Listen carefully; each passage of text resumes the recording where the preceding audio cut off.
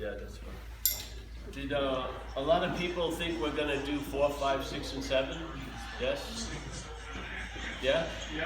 All right. Well, we'll have like a couple of different meetings, if you don't mind. So we'll do first recovery, and last time we didn't leave recovery, and we'll go into the non-duality. But just to give you an idea, a simple definition of non-duality, which is like a spiritual tenet or an idea in most spiritual paths. Yeah, comes actually from the oldest scriptures in the world, the Vedas. And non-duality just means not two. Yeah, not two. So it's a negation of the sense of two-ness, and the two-ness brought back to where we are right now would be called dualism. Yeah. So right now, in the head, sometimes you're thought about as an object, sometimes there's a sense of being the thinker, yes? So sometimes you're the subject thinking about someone else, sometimes that subjectivity is turned on you and you're the object being thought about. All day, yes? This is the message of non-duality is a negation of that. It's just saying that's not true, that's all. It's not saying what's true, it's saying that's not true. And with the hope, see, that to me, the point of it is, if you see that you're not two, you'll find out what you are. Yeah? Instead of looking for what you are from the two-ness, by questioning the two-ness, you'll have a hit of looking from what you are. Yes? Yeah, it's beautiful, really. Now, if you follow, I'm just going to share my experience, hope, but also understanding after 30 years of being in the program and entertaining ideas, and hopefully not getting defined by that statement of Herbert Spencer, contempt prior to investigation. I tended to look into things and I didn't hit the point of it's not AA. I let things come in because everything to me, AA is very inclusive, yes? And as it says, we know but a little, and people that come after us are going to add on to it. And you have to realize that the people who wrote the big book were at most 4 years sober.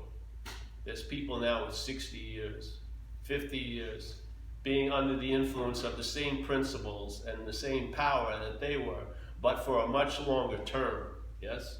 So there's a thing in AA we say, I was entertaining it last night, we say spiritual progress, not spiritual perfection.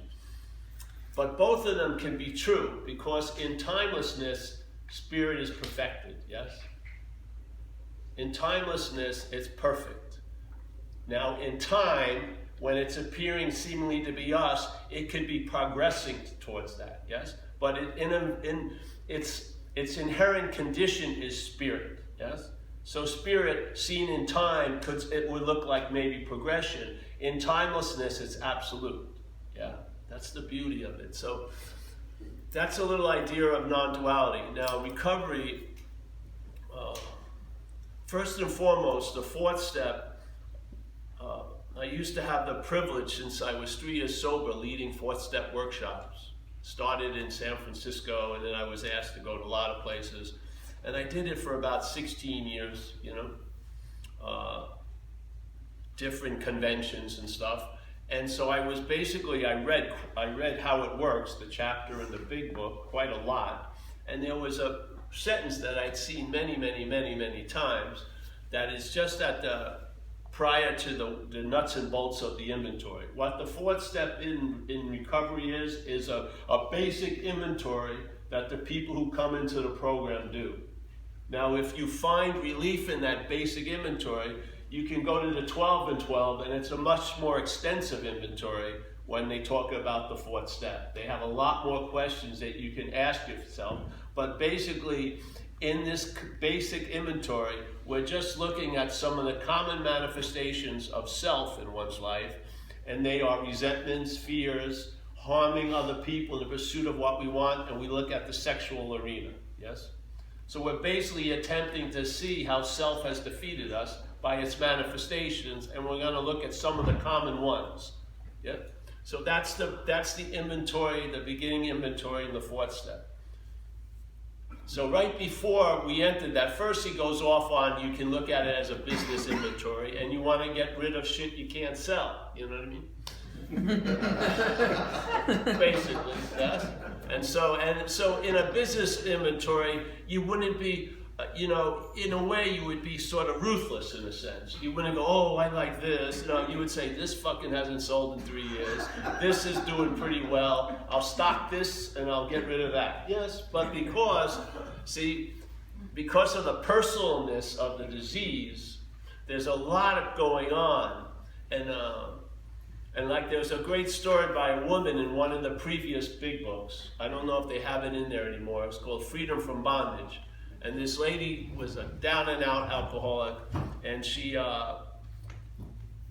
had a story that her mother really did her in for her whole life. Yeah, and then when she got sober and she heard that you've got to get rid of resentments or it's going to kill you.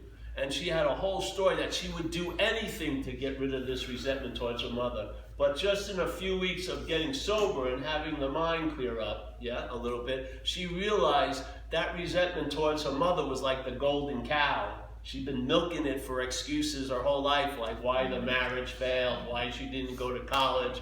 So the mental state had a huge investment in that golden cow. It had no intention of letting go of that resentment. Yes? So this is what happens in AA. Knowing it or not, when we're out there using, we are completely in the consequential level. We don't know something's going to happen until after it happens to us. There's not much farsightedness, you know what I mean? But basically, I would go out, it's hilarious now, in hindsight, but I was listening to my head like a GPS, basically. It had maps from like 1953, and I would punch in my request, which is, I want to be happy, joyous, and free tonight. I want to have some fun. So I go, okay, so my head would say, well, go to the bar, Rose and Thistles. I'd go to the Rose and Thistles, start drinking, and then I'd see some guy, buy some Coke from there. Then I'd go out and dance, and then I was hoping I'd meet a girl to go home with me, and then suddenly my night would be interrupted by the police, and I'd be in jail. And so the next morning I'd get out, and then I'd go back to the GPS. I want to have some fun tonight, and it would tell me to do basically the same freaking thing. I'd get arrested again, and I was incredibly surprised. How could this happen? I did the same thing I did 2 nights before. So most of us are usually in the consequential level, so we're going to enter the 4th step to look at just the common ways self has been defeating us. So why? Because you can't see self. You only get to see as an awareness of self through its manifestations. There is no self. You cannot take an x-ray of alcoholism. You cannot break it down and find the single cell pathogen. You can't see the strain of the virus because it's a mental illness, yes? It manifests righteous effects here, but it has no righteous effect itself. Yeah? It jacks into our head and it talks to us as us. Yeah? And we listen to it with complete faith, and we have such a disregard for the evidence, we'll keep relying on that which is shown to be completely unreliable. Yeah? And this is what it says in the inventory process as it goes on a little farther. It asks us a question. It goes, why are you in so much fear today? And then he answers it, because if he didn't, the book would have been about 3,000 pages, He says, is it because self-reliance has failed us? So everyone is attributing so much shit to fear, but fear is an effect of self-reliance. Yeah? You want to get out of fear? Get out of self-reliance. Yes? Self-reliance is the petri dish that keeps allowing the fear to grow. Yeah? Everyone's calling, it's fear. Fear is the cause of everything. Fear is an effect from the point of view of AA. Self-reliance is what has failed us, and that has put us into this anxiety. Because we're relying on that which is unreliable, and we're scared shit of the results. Yeah? Yeah. All right, so right before we go into the first nut and bolts, it says, being convinced, which is a present state condition, present tense condition, and belief, being convinced means to believe with certainty. Yeah? To believe with certainty. So being convinced that self manifested in various ways, is what has defeated us. So Bill Wilson, knowing it or not, has separated the two. And I'm not talking about ego here. I'm not talking about, the sense of self is the sense of having an ego. And the sense of wanting to lose an ego. That thing stays the same. With an ego or without an ego. That's the bondage. The bondage is of self, not of ego. Yeah? It's the feeling of being the one who does everything, who's the seeing of everything, who's the feeling of everything, who's the hearing of everything. It's a robbery, really. It's placed itself in a position it doesn't earn. Yes? It's a mental image. And like we say in AA, you got to be willing to save your face instead of you save your ass instead of your face. But when I came in, I truly thought my face was my ass. Really, I was living for an image, and I would die for that fucking thing. I would, yeah, I would easily. And it was all mistaken identity. And to me, that's the real root of this problem. It is an obsession with self. It is an extreme. Take extreme self-centeredness. All right, it says we're extremely self-centered. Take it to the nth degree. Where would extreme self-centeredness arrive at? Identification as self. You couldn't be more centered with self than taking yourself to be it, yeah? And now look, I used to do a lot of cocaine. And I loved cocaine. I mean, I worshiped it. Like when I was shooting up and people would visit.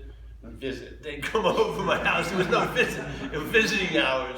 They would come over, and I'd be there, like very intent, doing my sacrament. And then they'd go, "Paul looks really serious." And she says, "Hey, it's a fucking religion to Paul." And it was true.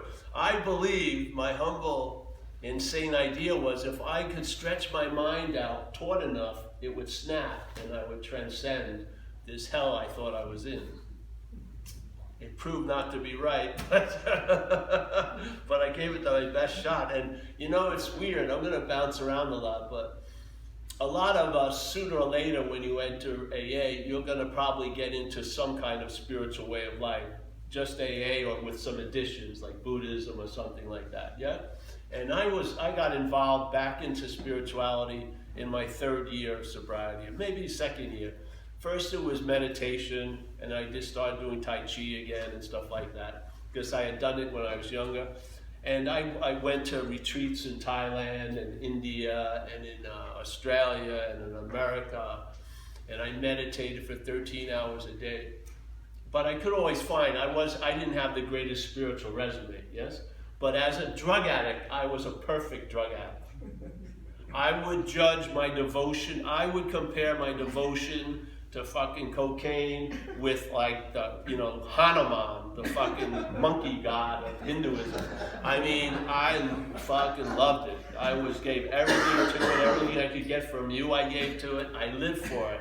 And I'm telling you, you cannot transcend an imaginary place. So I can apply that commitment to drug addiction to spiritual addiction because it is an addiction. If you are trying to arrive at somewhere for someone else, it's a fucking addiction. Yeah? There's no need to get out of self. You realize you're not in self.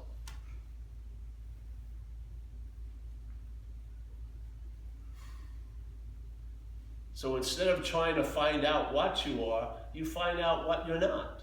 Yeah? You cannot study, try it. We cannot study what we are because we're being it. We cannot understand what we are. We can't know what we are. Yeah? But we can know what we're not. We can study what we're not. We can have an understanding of what we're not. And we're experiencing what we're not all day, basically. Yeah? So if you, and the dilemma is simply this, like St. Francis would say, what's looking is what you're looking for, like right now. That which is looking, not Paul or Jim or Mary, but that which is looking, that awareness or consciousness, is what we're looking for. Yeah? So what do you do? Yeah, where? You see? You can't see, the eye can't see itself looking. Yes? So that which is studying everything can't be studied. That which is hearing everything can't be heard. That which is feeling everything can't be felt. Yes? So, the only possibility we have about concerning us is to be it. And I'm humbly saying we're being it right now. We just don't think so, really. Because we're firm in faith in reliance on the thought system. We think we're a body, we think we're the doer, we think we're the loser and the haver. We think we were there, we're gonna be there. And to me, it's all an activity I call being in the act of being identified as self. So my revelation in my life in AA was, it wasn't obsession with self, it's identification as self is the root of the problem. And it uses the obsessing over self to reinforce the identification. And it says in our book, you got to get to the exact nature of the wrong, and I think the exact nature of the wrong is an identification as what you're not. That's the dilemma to me. So, and I have faith in the solution because when I entertained it, my traveling light has stabilized for the last 20-something years. Yes? It's sort of like that thing they describe in page 83 and 84 in the big book. The problem will not exist for you anymore. That's a damn good solution, you know, concerning addiction and alcoholism. For you to have the sense that it doesn't exist for you anymore is worthy of the term solution. Yeah, and that is the experience, that's the possibility. It's not an experience, it's actually more of a state. That's the state we can rest in, really. As soon as you see what you're not, you're definitely going to find out what you are. Yeah. So, all right, so this statement, being convinced, believing with certainty that self manifested in various ways. And where does the certainty come from? Steps 1, you checked it out. You see any life run on self-will doesn't succeed. You've realized by step 2 that something's done for you that you can't do for yourself. Yeah? That it doesn't have to say God, it says you can turn your whole life over to the care of a power greater than self. I would say the power greater than self is right where you think the self resides, to tell you the truth. It's available at all times, right where we are, with no requirement necessary.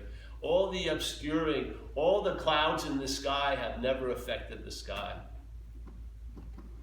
All the 4th of July explosions have never ripped the sky open.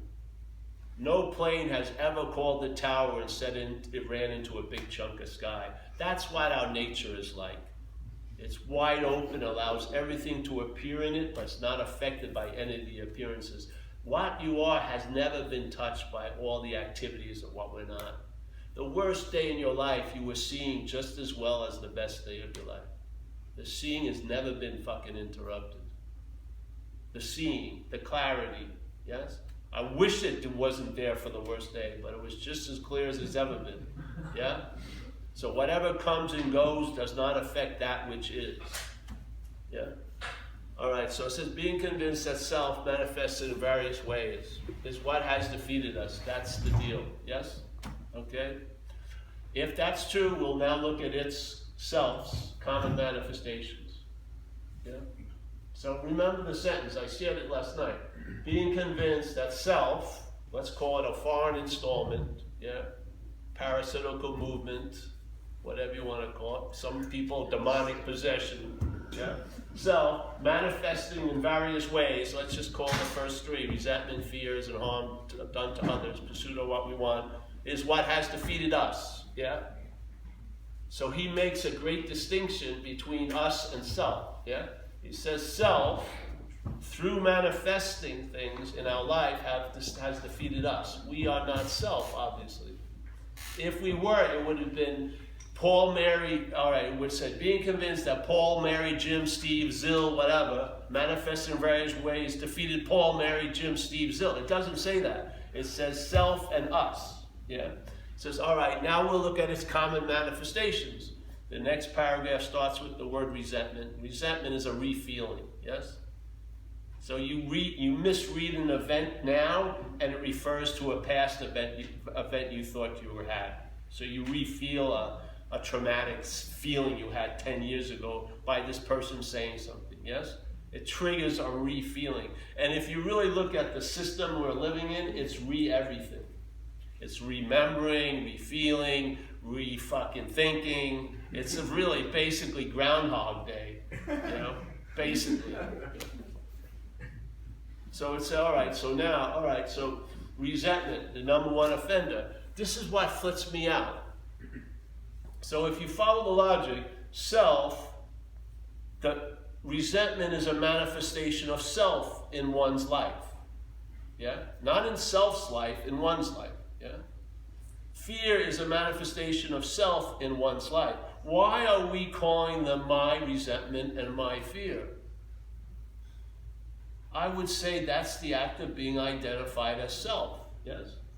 If self is the manifester of the resentment through us, the fear through us, and the desire to get something to the point where we'll harm others in the pursuit of it, if that is what self is, and yet every time those actions come through us, we call them ours, we must be in the act of being identified as self.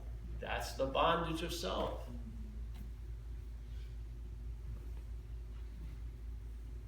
It's in the book. Read it.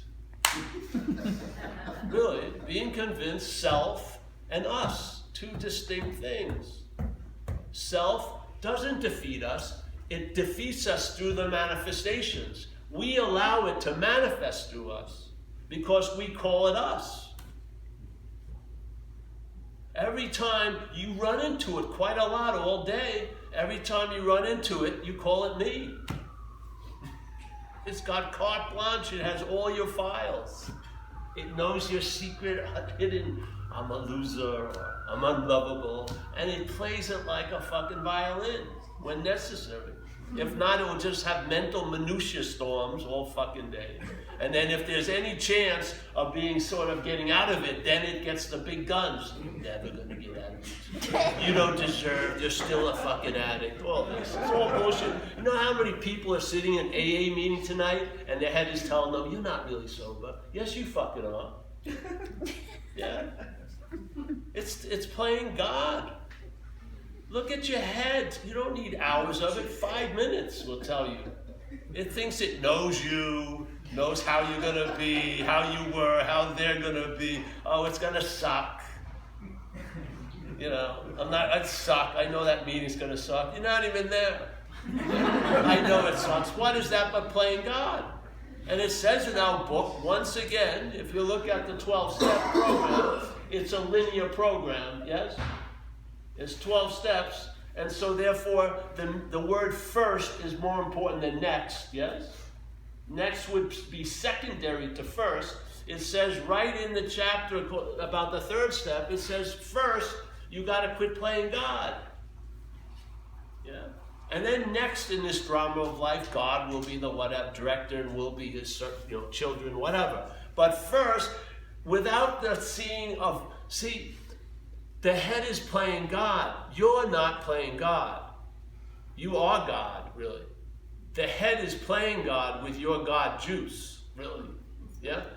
So it's not like, so when the head that's playing God hears you got to quit playing God, what does it attempt to do? It tries to quit playing God, which is playing fucking God. And it will go ad infinitum. Tell me when it's going to break.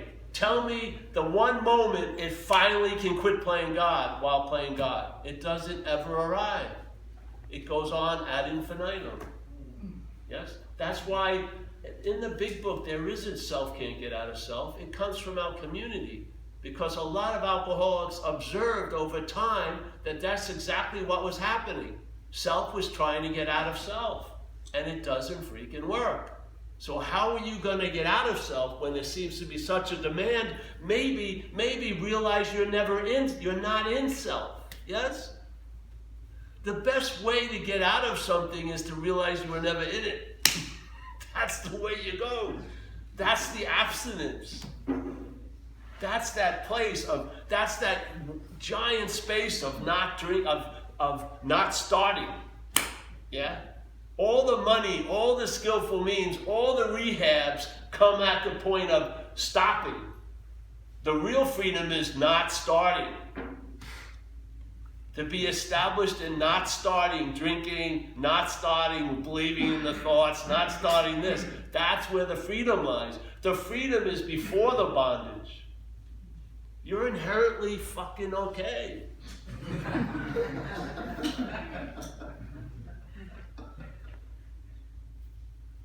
We just don't think so. The thinking makes it seem to be so. As Jesus supposedly said, as you believe, so it is. As you think it, so it something will be. The thinking has a lot of juice because we think they're our thoughts. I could give a shit about Stanley thoughts. Yeah? Let's say Stanley's been being driven crazy right now by a thought. I have total immunity to it. It's not contagious. Oh, I feel sorry for Stanley, but hey, I'm fucking happy I'm not Stanley. Yeah? So there it is. But then, let's say the same thought that's driving Stanley crazy appears in this head, and it's held as mine. It now has the ability to fuck with me. Yeah? It's the mind. It's the identification as the thinker that gives the power to the thoughts.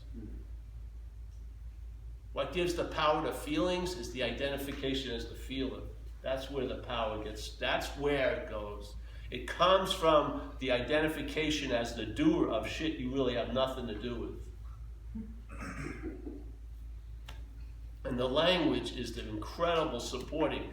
I'm telling you something, the language constantly implies you have a lot to do with shit you have nothing to do with. I have that old example. I wasn't back in New York for a while. Went back to do a talk, and a guy came in who knew me, and he says, "Hey, Paul, you're growing your hair." And I said, "Oh, yeah, I am.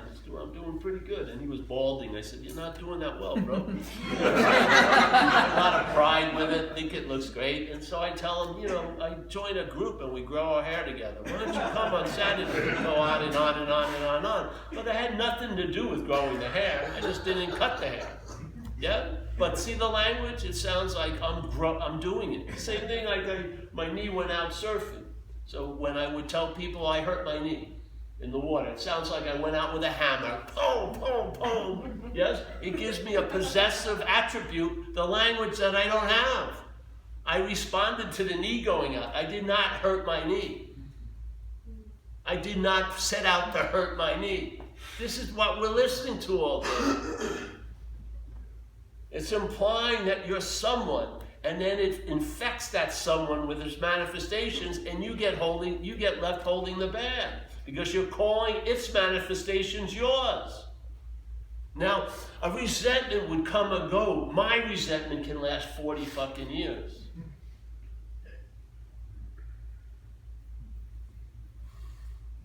It's all right. Being convinced that self manifested in various ways is what has defeated us. I am thoroughly convinced of that. All right, I'm now looking at the common manifestations to see what? To see how self has defeated me. I start seeing the patterns, yeah? All right, I ask myself that first. And if you ever hear Joe and Charlie? Very good. They have a simple 4-column inventory way to do it, which is, if you want me to go into nuts and bolts, there's 3 basic inventories. There's resentment, so you would have who a principle, institution, or a person that you resent or you have resented, and then you write down the names. The second column is why you resent them. So I'll use an example. Wendy. All right, why do I resent her? Well, she left me. Okay. All right. Then you go to the third column, which is the hypothesis that AA offers, which is to look at your instinctual drives, yeah, because that's what's running this action figure. They're not your instincts. They're built into the program. They're instinctual drives, yes? And those drives are social instincts, having a sense of pride, sense of well-being, maybe respecting your society, your personal relationships. Then there's emotional security that maybe come from love, or maybe finances, you'll feel better or whatever, or belonging to a group. Yes? There's there's material security, that's like clothing, shelter, food, yes? And then there's the sexual instinct, the drive to procreate and the pleasure of having sex and connecting with people. And then there's the future ambitions concerning these things. Not just how we want it to be now, but how we want it to be later. And on top of this, that's managing this agenda, is self, yes? So self is now managing the agenda to complete the mission to become happy, joyous, and free concerning these instincts, you know? And most of the needs have turned into wants. I live in a very rich area up north, and the people are flipping out just like the person looking for the refrigerator box on fucking Market Street to sleep in are concerning their fourth house. They're sharing at a meeting. They're totally fucking anxious about buying their fourth house. And it matches the fear of not having a place to sleep on the streets. It's not based, there's no ratio to the circumstances situation. This thing enlarges, you know, makes mountains out of molehills. It just amplifies. Unbelievable. And who am I to judge where a person's at? Because you can have subjective, exquisite suffering that I can't sense. I don't know what the volume of the parasite is in you. Yeah? But there are two knobs. There's the higher power volume and then the parasitical volume. You want AA to allow that higher thing to go up. Yes? And therefore the parasitical volume will go down. That's the whole point of AA. And I do not believe we have a spiritual malady. It's a mental malady. The spirit cannot have a malady. It's not a thing. It doesn't have a body. It doesn't get cancer. It doesn't get fucking cut. So there's no spiritual malady. There's a mental malady. And the mental malady is too much interest and attention on the mental state. Yeah? We're obsessed with the ideas that we have about ourselves and this whole fucking thing. Yes? There's way too much interest and attention up there. So we need to get out of, so what do we do with service? Service gets us out of self, basically. We get an experience. So let's say being up the ass of self would be like, service would be like a divine proctologist. It would pull your fucking attention interest out of you and you'd be serving somebody, yes? But what happens is the system regroups so quickly, it will claim to be the one who's doing the service. And then you'll have to fucking do service again, not just to be altruistic, but like a hit. You're now addicted to getting out of self, only to go back into it, on and on and on and on and on. What happened with me, after doing tons of service, this is what it would be like. I'd be in certain conditions and circumstances. I'd walk in. At most, my conditions and circumstances could last about 10 minutes. And then the fucking spirit would come out. I'd feel this empathy and everything, and there would be that feeling of availability, yes? And in that availability, I sensed the presence. I could feel the spirit, supposedly. All right, this happened thousands of times. But one time it happened, instead of being identified as Paul, I was identified as the presence, yeah? What was revealed to me as me was the spirit, yeah? And then I realized, as the presence, I'm always available. And if I'm present and always available, I'm of service, which is incredibly a quantum leap from doing service to be in the attitude and outlook of service, yeah? In other words, to be available, present, anything, anyone available and present is of service. All right, so all right, so the fifth, so you do Wendy. Why she left me. So I look at my instinctual agenda and I go, all right. It affected my pride because I viewed myself as a ladies' man and now she left, so I'm not looking too good with my friends. It affected my personal relationships with her. It affected my self-esteem. Yes, all right, so then I go to my material security. Yeah, Wendy was rich, I'm not. The BMW is gone. I got to get the Pinto now, the Ford Pinto. It's a real downgrade. I'm fucking pissed at that and shit like that. My emotional security is based on my financial condition, let's say. My sexual agenda is affected. I'm not going to have sex with Wendy anymore, and I'm also not going to have sex with her maid. So I'm afraid of that. So now I've done the three columns, right? Wendy, she left me. Seems to have affected my agenda or the agenda quite a lot. And basically, the amount it affects the agenda is the energy of the resentment. Yes, it correlates with what the size of the thread it is. Yes. So there I go. So now I have the three columns, and now I ask myself four simple questions after. Where was I or am I being selfish? Where was I? You got to go both ways, because most resentments are in the was, but they're being milked now. Yeah? So where was I and am I being self-seeking and frightened? And then there's was I and am I being inconsiderate and dishonest? Now, to me, inconsiderate and dishonest really come out of self-seeking and frightened and selfishness. So I just go to two, really. So where was I or am I being selfish and self-seeking and frightened? I just answer those questions, right? Now I have a 4-column inventory. Now that you've done one, you can do 800 of them. You now have the formula to do the 10th step. You have it all set up. Yep? So there. Resentment, first column, second, third, fourth. Same with fear. Fear, you put down the fears. Now the second column in fear, you may not have any reason why you're afraid, because it doesn't come from the outside circumstances. It's being manufactured in the head. Yeah? So the fear goes out this way, where the resentment seems to be an attack this way. Yeah? All right, so fear, you write down your fear. So I'm afraid of being destitute. Okay. Why? I have no fucking reason, really. I have a place to live and everything like that, but I'm still afraid of being destitute. All right? So then I go, all right, what part of my agenda is driving that? Yes? Well, my agenda, that's my material security, my emotional security, my relationships to other people. I don't think I'm going to have much sex in the refrigerator box on fucking the alley on Market Street. So my sexual agenda, my future is affected. So yeah, I have a lot of fear based on I'm going to be destitute someday. And the thing is, if you think about being destitute next week, you feel it now, though, eh? That's the bondage of self. You think about the future and the past, but you feel the contraction now. That's the robbery.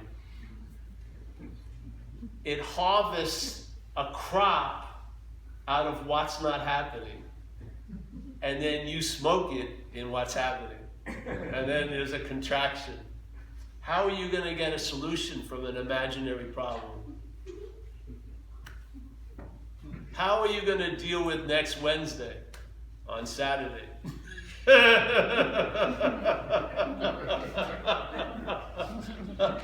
Most people who are flipping out right now aren't flipping out about Saturday night. They're flipping out about last week and next week.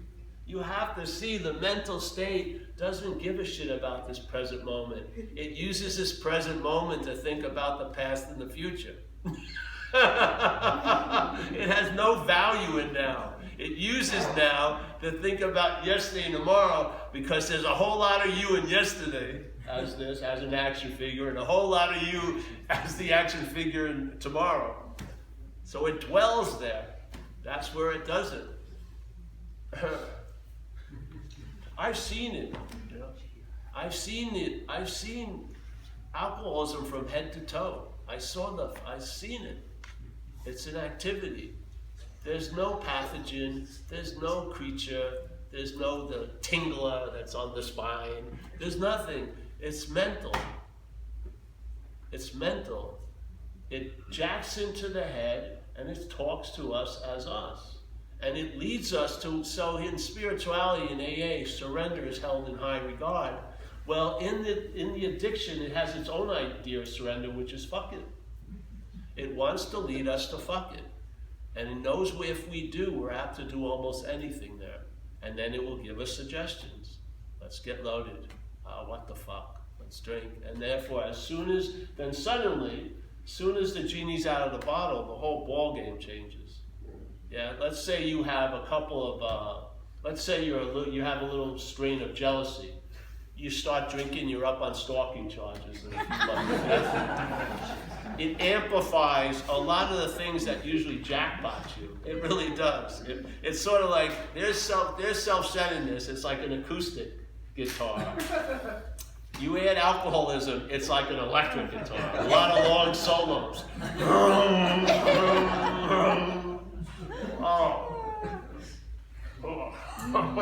When I drank, I swear, I said it last night, it's true. When I first started to drink, I immediately realized I have magnetic appeal to people in uniform. We are energetic beacons. You don't know what's happening. You're putting out fucking signals, big time. And for me, it would attract uniform people. You know what I mean? And I suffered incredible consequences. Now that same energy is being directed correctly, yes, from the spirit, and it's enriching my day and my life. Instead of enslaving it and ending me up in jails and fucking rehabs and getting run over by cars twice in one night and a lot of hospital beds. I go to different destinations now. It's incredible because there's a different driver. Yeah. It's the same car, but a totally different driver. So, all right, so the fear, you do the same 4 columns, yes? And then you ask the same questions. Now, there's the sexual thing, which is a little different because it's going to have a 5th column, because the sexual thing, it's giving you the opportunity, because most of us, we've run into that thing of being incapable of having viable relationships with other people, yes? So basically there seems to be a lot of work needed to be done. We're not going to do it. We're going to be open to have it done on us. This is not a self-help program.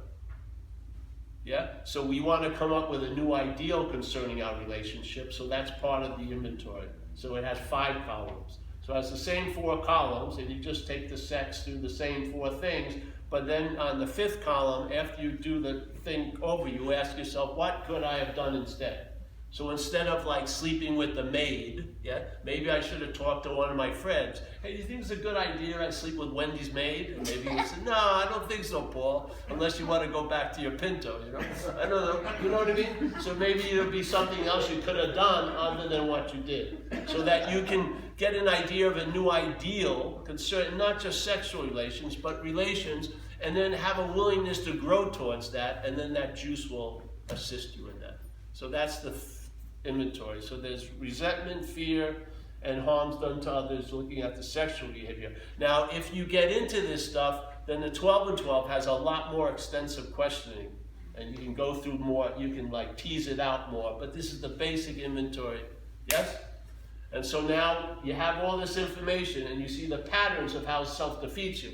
Like one of the things that was interesting to me was in my sexual inventory, my acting out around sex had nothing to do with sex. It had all to do with self-esteem. Because at the point where I was, I couldn't find much value in my life. But if a pretty woman would let me go horizontal with her, that would make me feel okay. Yeah? And I needed to get that hit. It wouldn't last because maybe in a week or 2 I'd see a mole on her cheek and then she'd be out. And then I have to, so I was going out every night, fucking not to have sex, but to get self-esteem. And this is the type of stuff you'll start seeing. You'll see the real agenda that's been running you. Not the one you think, but the real agenda. And one thing you can be sure of, whatever the self takes to be important in your life, the manifestations of itself will be there. Yes? So a lot of women I know, they're willing to surrender everything but their body image, and that's where all their anxiety and resentments resides. Because they're still trying to manage something, and therefore where self is, its manifestations are. And if you can't get a sense of self, you'll know it by its fruits. You'll see the manifestations, and then what hopefully will bring you right back to is the 3rd step. Seriously. All right, so then the 5th step is when you've done all this writing, and you've seen somehow the patterns of how you've been defeated, and you're going to share it with someone, sponsor or someone else. And they'll hopefully hold the space, and it's not just you and them, it's also the higher spirit, yes? It's like a trinity. So that power comes into the situation, you're with somebody, and then you share, you read your stuff out, your resentments, you do your inventory with them. And they help you see stuff you're not seeing, and then hopefully you'll take the opportunity to share the secrets that you thought you were going to take to your grave, yes? Something that you felt you'd never say it to anyone, take the opportunity, man. Because I remember I had something since I was 11. This was like about 25 years, no one had ever gotten close to it. I had spent a lot of money on security guards and shit like that. And I was there, and I finally told this guy, and he yawned right through it. I had to repeat it, so I said it twice at one night after 26 years. And of course, what happens when you put it out there, it shrinks unbelievably. And that's the amazing thing. The paper can hold what? The heaviest fucking thing in your life, the inventory.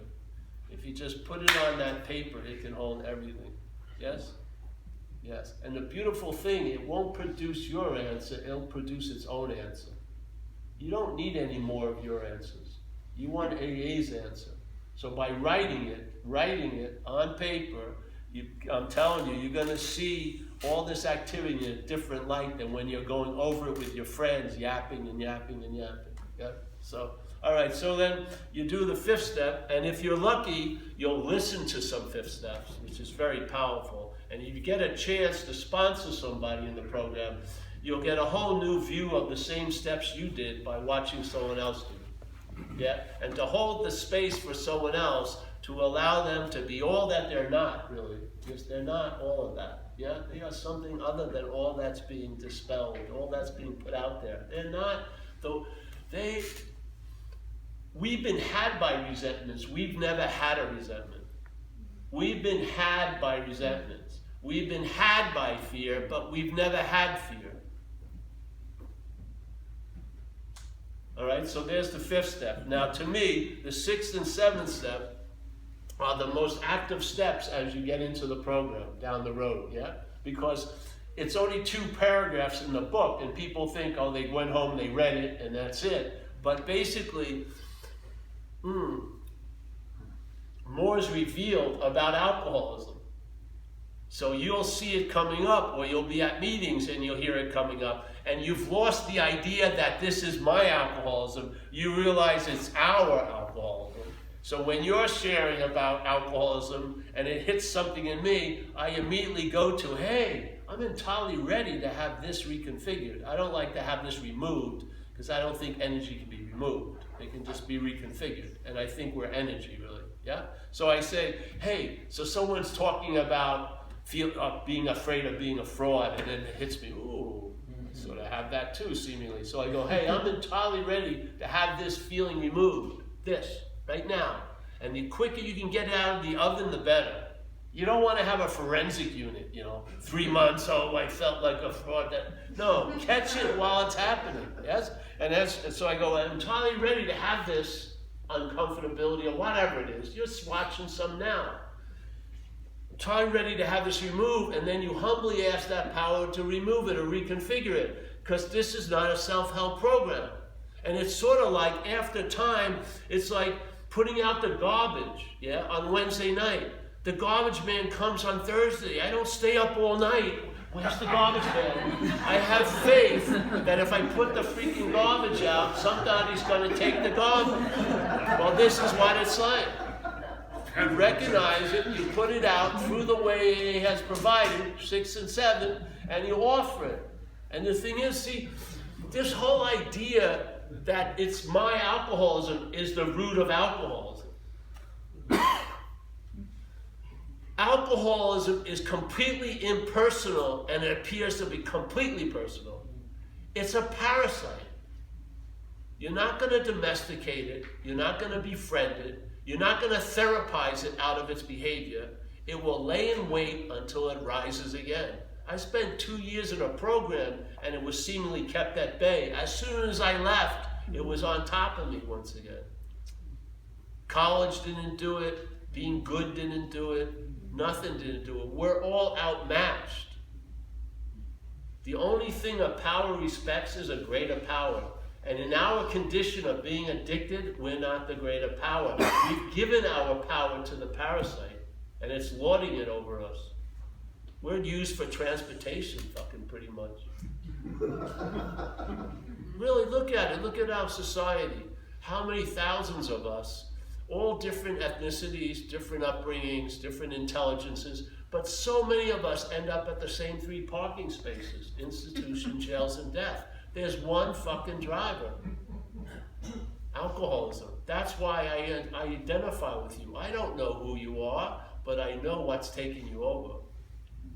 And I know what it's like to feel being taken over. And when you share about it, I identify because I've lived under the same tyranny. And I'm telling you, that volume of the parasite can be turned down, but not by the parasite. Self is not going to get out of self.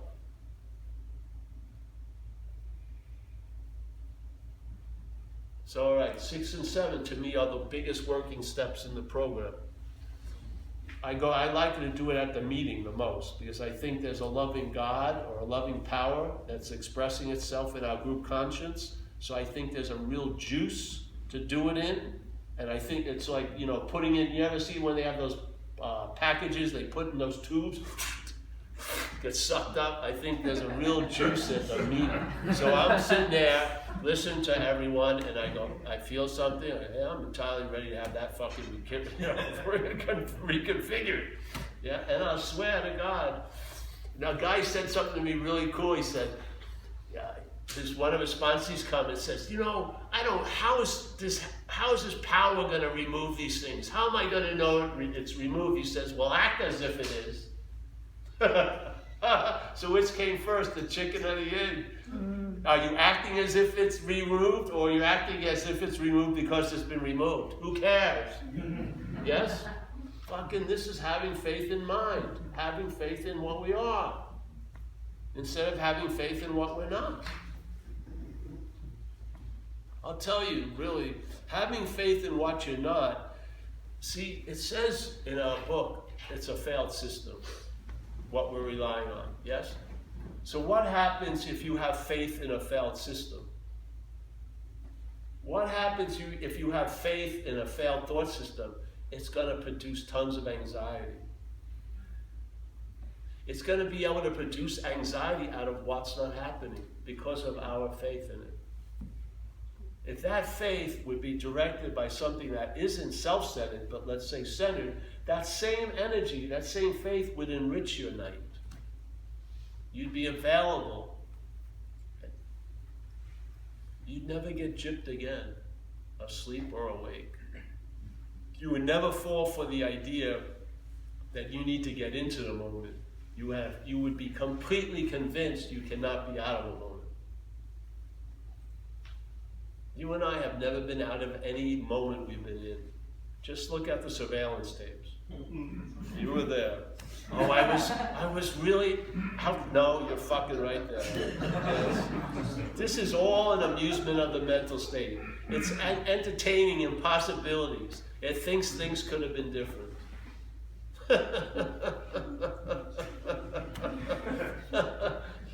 It has lovely dreams. Oh, here I am, I'm sitting here, and say, you know, Paul, you could have been a pro surfer and everything like this, but I'm missing one point, my fucking leg. Got run over twice. You know, oh, let's just put that aside. And just, I could have, but I can't. So like, I would have 3 kids by now if I was a woman, but I'm not a woman. Yes? This is what the head, it seemingly forgets the facts to sort of go off on some tangent. It's insane. It's a slavery. Can you imagine? We're enslaved to yesterday and tomorrow right now. Instead of being free right now from yesterday and tomorrow, we're enslaved by yesterday and tomorrow right now. How hard is it to be free from what's not happening?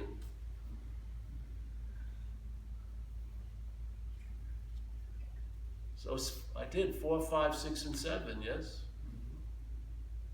How much time do we have? Go on. Let's go to non-duality. You want to hear some?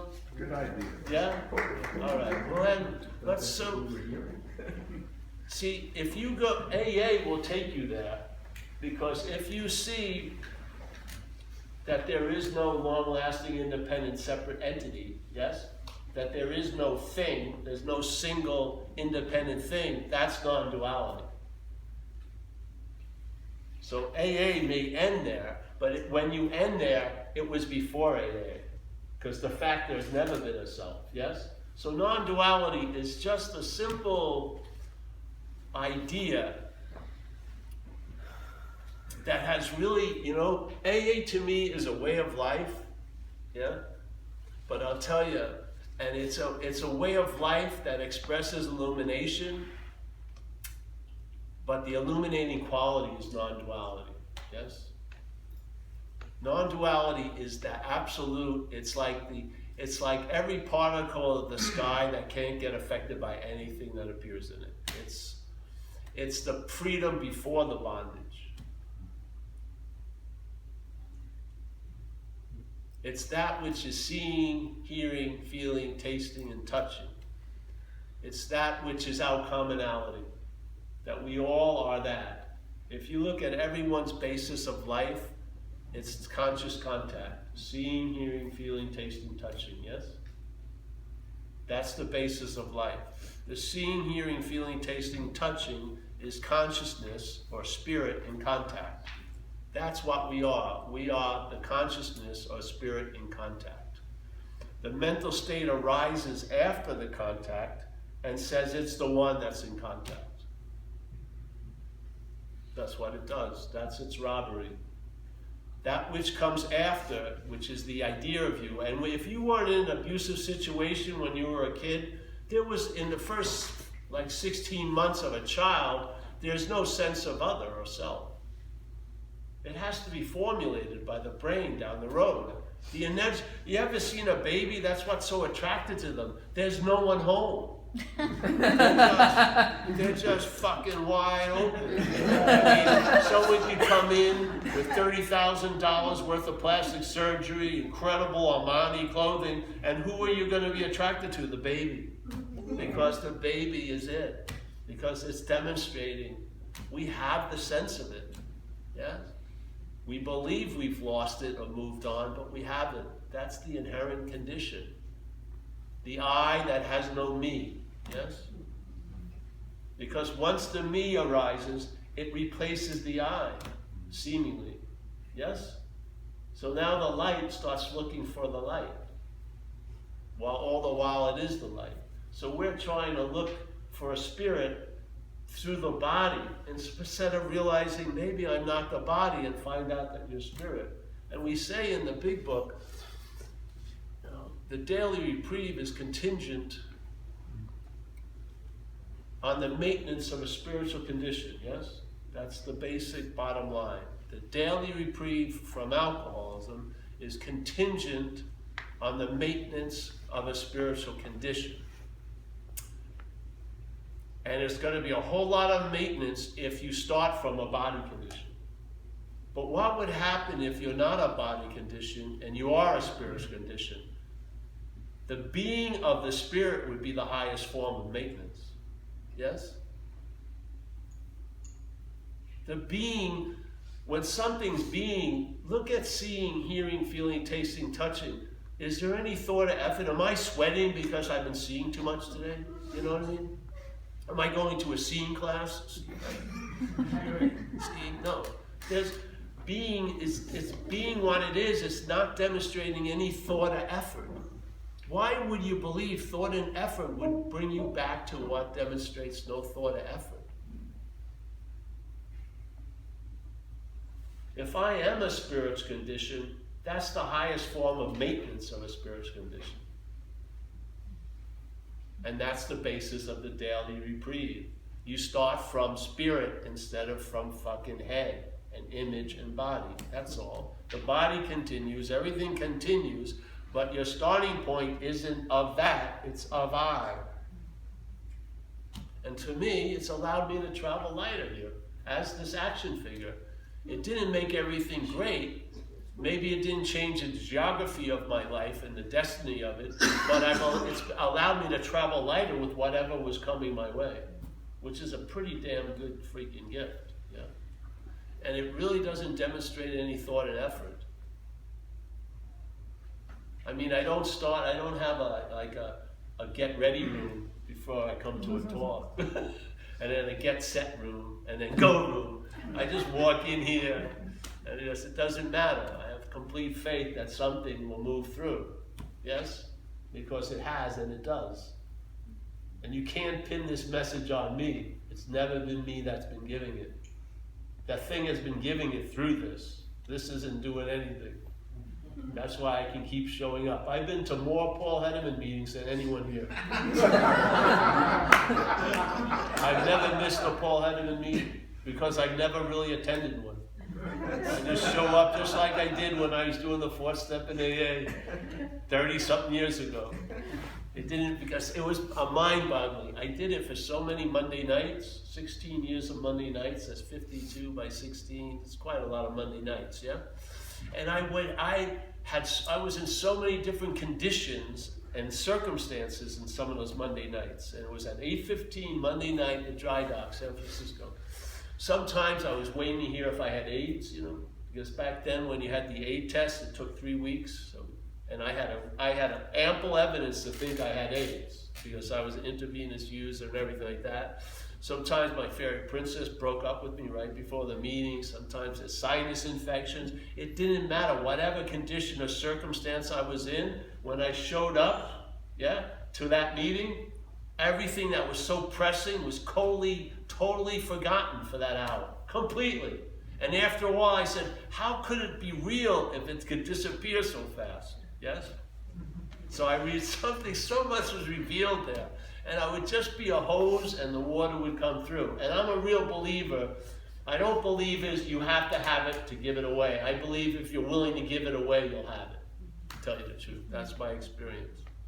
If you're willing to give it away, you'll have it. Yes. It's always available at all times, right where we are, with no requirement necessary, except the ones you make up. And maybe you'll lose interest in all those ways to arrive at where you already are, and maybe it'll dawn on that you're here. Yeah. When, now, where, here. Yeah. So non-duality, I could get into it, but because what happens, see, with the non-duality is people hear it, but the selfing that implies you as a self is the quickest process I've ever seen. Some people, they say it happens in less than 5 seconds. So what happens, the mental state claims whatever you are brought into contact with. So let's say you're doing something, yes? Let's say there's a doing. It will claim to be the doer. So let's say you're going to try to meditate yourself out of being the self, but what will happen is the meditation will be claimed to imply the meditator. And I've realized you're never going to meditate yourself out of the meditator. You're never going to think yourself out of the thinker. You're never going to feel yourself out of the feeler. So I don't believe in this world there's a process quicker than selfing. I just don't. So it's like a gunslinger. You bring up the quickest, most extreme, radical process, it's going to claim to be the one doing the process. Pretty fucking fast. I mean, I've seen it. So there's nothing that's going to outgun it except timelessness, which is our inherent condition. Because in timelessness, the gun is always out. It's prior to the selfing. The light that you are is prior to the selfing. Everything else comes after the selfing. Everything in time is after the process of being the claimer and the doer of it. Everything. But what we are is prior to it. You can see what you're not. You can see the activity of what you're not. You can see it. And hopefully in seeing it, the emphasis will leave what you're not and will land in what you are. And now the game that was rigged will be rigged in another way. Yes. You won't be trying to get into the moment. You realize you can't be out of it. You won't be trying to get out of self. You realize you can never be in it. It's that simple. Instead of looking for what you are from what you're not, you'll be seeing what you're not from what you are. Beautiful, huh? Just like that. This is hopefully what happens at these talks. You'll get a rotation. Maybe it won't seemingly stick, but one at a time, yeah? And then all it takes is a little bit of a hit from the seeing, and a lot will be revealed about what's being seen, yes? And it's not you. There's a great, before we go, questions, there's a great master, Zen master. There's two kinds of Zen, right? There's Zen that was initially in China and then it got moved to Japan and became like samurai fucking Zen, yeah? So in the Chinese Zen was quite a little casual and chilled out, yes? And so this one great master, Huang Po, said, whatever can be perceived cannot be perceiving. So you can see me, yes? Yes? This isn't perceiving. I see that, that isn't perceiving, yes? So we're basically, as a body, we're all off the game board. It's that which is no thing that's seen, yes? Yes, and it says, you cannot use the Buddha to seek the Buddha. It's beautiful, really. You cannot use light to seek light. You cannot use mind, big mind, not the mental processes. You can't use mind to seek mind, yeah? Now, if this man was a great master, would he say that to Bill, Jim, or Sue? No, he was talking to AKA Bill as the Buddha. He was saying, Buddha, you can't use yourself to find yourself. This is the whole point. Learn about what you're not, and you'll find out what you are, instead of trying to learn about what you are and reinforce what you're not. You are the Buddha, looking for the Buddha. You're using light to look for light.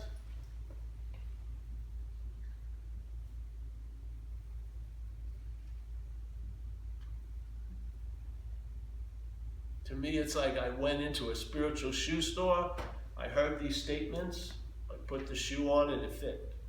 It totally invalidated most of my behavior since 6 years old. I've been trying to get it out of self as self since I was 6. I shot up tons of cocaine, trying to eject myself out of self, but be there to watch the ejection.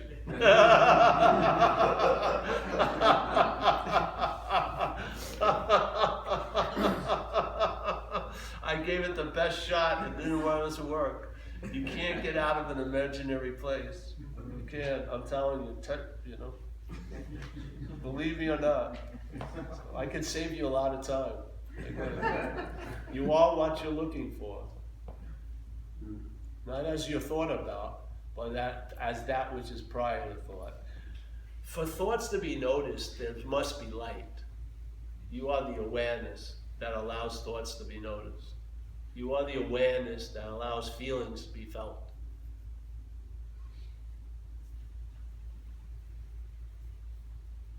You're not a thing that's aware, you're aware of things. So, hey, yeah. And if you're interested in any of that stuff, God help you, really. It's really a lack of interest that serves you. It's a weird thing. You lose interest in it. You lose interest in your spiritual progress and you progress greatly. I don't know how it works. It works. So any questions? What time? We did some time. How much time? I have a question about something you wrote in your book. Oh, Jesus. Yeah. Why didn't write the book? And I think you may have covered it, but maybe you could say it in a different way. You say, my view is that you've got to go to the first addiction if you want relief from the third, fourth, sixth, and ninth addiction. Yes. All of these addictions are your mind trying to manage the irritability, restlessness, and discontent of an unfulfilled first addiction, which is the addiction of becoming what you think you're not, and unbecoming what you think you are, yes. And becoming what you think you are, and unbecoming what you think you're not. Yes. I can give it to you a way to, let's use the framework of the Four Noble Truths of Buddhism. Yeah, in Buddhism, in like formalized Buddhism, there was a man, Gautama Buddha, a long, long time ago. And he came up with, he had some takes, and one of the takes was the Four Noble Truths about what's happening. And he says, there's a certain suffering or malaise, yeah, more like a vague sense of irritability, restlessness, and discontent, basically, yes? Here, all right? And it says, and what's causing that is desire, yeah? Desiring. Now, I looked at, what's the original desire? It's a desire to become and unbecome. So the mental state desires to become a thing and unbecome what it thinks it is, yeah? So it wants to become and unbecome. It's almost like a slinky. So this is the agitation that begets more agitation. So the mental state wants to become a self. So yes, nothing wants to become something. It will never fulfill it. You're never gonna be a body. Have you ever seen someone you know dead? Was that who you knew? The body wasn't who you knew. I had it when I was 9 years old. My mother brought me to my Uncle Fred's funeral. It was an open casket. My mother said, "You want to say to goodbye to Uncle Fred?" I wasn't that keen on it, but she dragged me up. I looked at the body and I had a hit. I said, "That ain't Uncle Fred." Yeah, the body was there, but what was animating it was gone. And it was obvious that wasn't Uncle Fred. Now in hindsight, I realized why I thought Uncle Fred was the body, because I thought I was the body. So, seeing that I was looking from being a body, so I saw everyone else as a body. But when I saw the body without the animation, that wasn't the body. Yeah. So, to me, the desire to become and unbecome is the incessant agitation of the mental state. It wants to unbecome what it thinks it is, like a loser, or unlovable, or I really fucked up, whatever, and then it wants to become what it can never be. So it's a thwarted desire that's like a slinky, yeah? It just goes on and on and on and on. That to me. And the original addiction, if you want to use it in time, is the addiction of the mental state to the idea of being a self. That's the addiction. That's why we get loaded, trying to get relief from that. We're trying to get relief from the bondage of self. But we're trying to get relief from the bondage of self as self. That's why it doesn't fucking work. That's why they're called addictions, because they never work. Yeah? If cocaine would have worked, I would have hit a point and I would have said, "Thank you, Lord Cocaine. I give all my coke to everyone. I'm totally satiated. I feel fucking enlightened." No. You know? The more I had, the more I wanted. And the emptier fucking I felt. And when you try to leave cocaine, it wouldn't allow you to leave because you had no ability to have any fucking sense of fun or anything. You were dead. You ever hear a thing called cotton fever back then? I shot up, I was with 3 people, we shot up some coke, and something was in the thing. And so I was the first one for it to hit, because I always went first with the shot. And this thing was something goes into your blood system, and you go off, like super delirious, and you can't even stand up. And then the next person, and we tried to get to a phone, we called up my girlfriend, and I couldn't even get to the ringer to let her in. We're all just fucking dying. She finally gets in through the superintendent. I swear her off a fucking coke.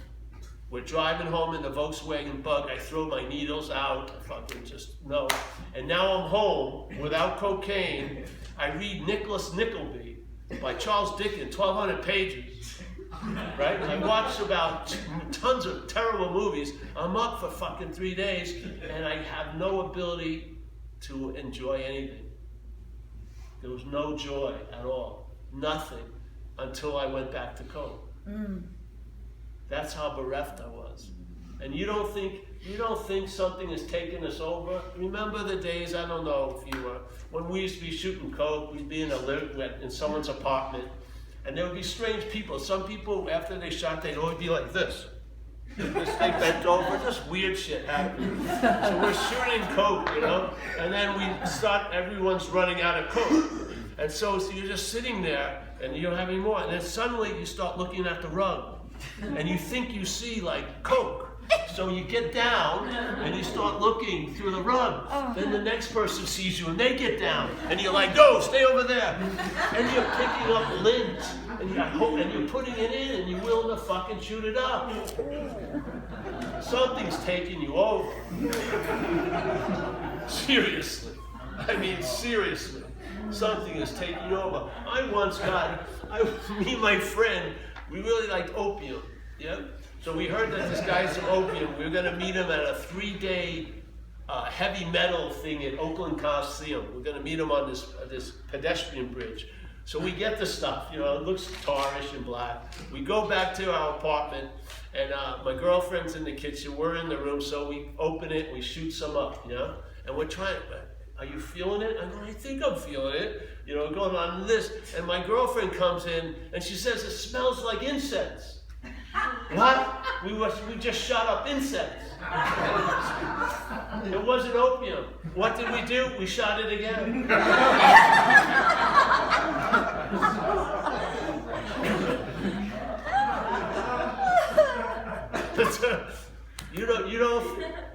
You would never have been able to go as far as you've been taken. That fucking thing will take you farther than you can ever fucking imagine. And then it'll dump you. You'll be in prison by yourself. You'll be in the hospital by yourself. Yeah, I know, man. I've been under its takeover. It's driven me a long, long time. And you know, like I said yesterday, people like these 10-day spiritual retreats. I was on 10-day cocaine retreats. Man, this fucking shit. If you don't die, you learn a lot in those. If you look at drug addiction, especially cocaine, most of the time it isn't fucking fun.